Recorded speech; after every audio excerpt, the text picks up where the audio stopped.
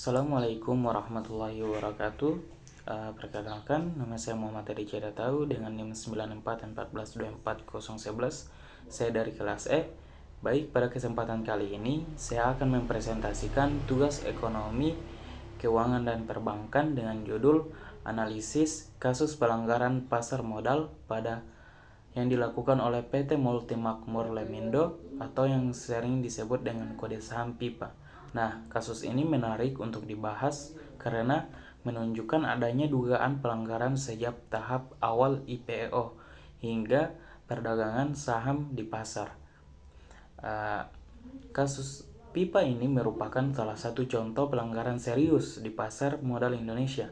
Kasus ini melibatkan dugaan manipulasi baik pada saat IPO maupun saat saham sudah diperdagangkan. Hal ini menunjukkan bahwa masih terdapat kelemahan dalam transparansi serta sistem pengawasan di pasar modal. Padahal seperti yang kita ketahui, pasar modal seharusnya sudah diawasi secara ketat oleh regulator. Namun, kenyataannya masih ada celah yang bisa dimanfaatkan oleh pihak-pihak tertentu. Secara umum, perusahaan ini melakukan IPO pada tahun 2023. Nah, setelah IPO, harga sahamnya mengalami kenaikannya dan penurunan yang tidak wajar.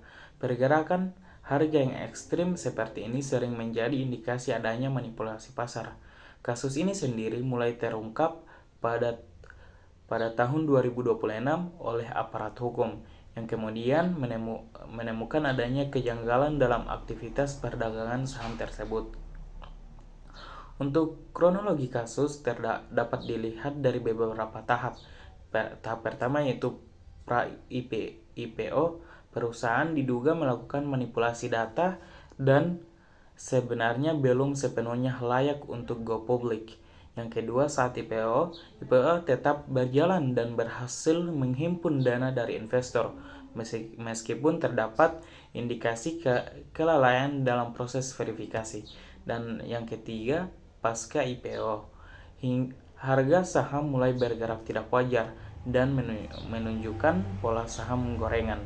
Nah, kemudian melalui transaksi di pasar terjadi akumulasi saham oleh pihak tertentu, diikuti transaksi semu untuk meningkatkan volume, pengendalian harga hingga akhirnya dilakukan aksi jual besar atau dumping.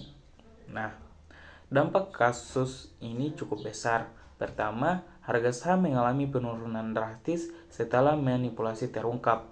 Kedua, investor mengalami kerugian yang signifikan. Dan yang ketiga, kepercayaan masyarakat terhadap pasar modal menjadi menurun.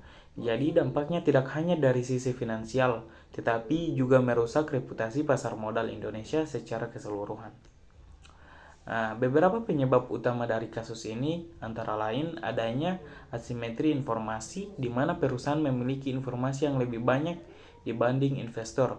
Kemudian adanya manipulasi laporan atau data perusahaan.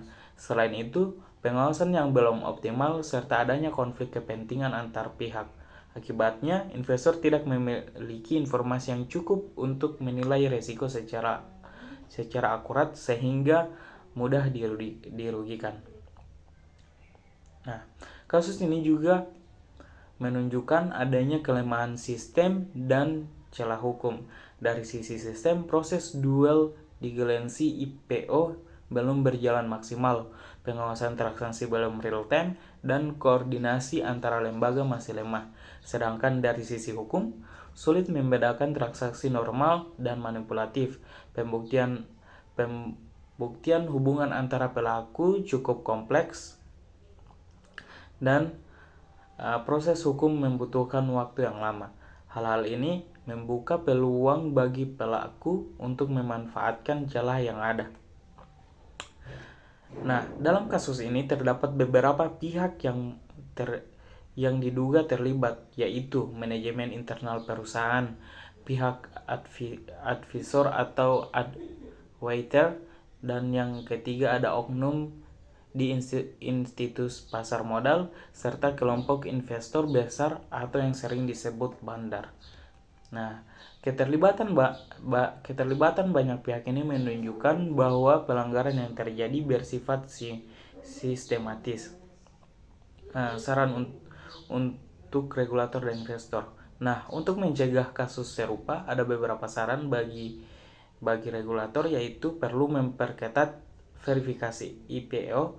Yang kedua, mengembangkan sistem pengawasan real time dan memberikan sanksi tegas terhadap pelanggaran. Regulator juga harus lebih produktif, bukan hanya bertindak setelah kasus terjadi.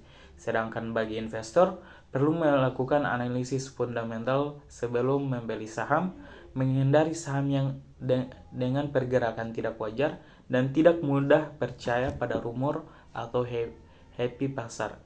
Investor harus lebih kritis dalam mengambil keputusan. Nah, sebagai kesimpulan, kasus pipa merupakan pelanggaran yang terjadi secara sistematis, mulai dari tahap IPO hingga perdagangan saham. Kasus ini menunjukkan adanya kelemahan dalam sistem dan pengawasan pasar modal. Oleh karena itu, diperlukan perbaikan regulasi serta peningkatan literasi investor agar kejadian serupa tidak terulang di masa depan. Demikian presentasi dari saya. Mohon maaf apabila terdapat kekurangan. Terima kasih atas perhatian teman-teman semua. Wassalamualaikum warahmatullahi wabarakatuh.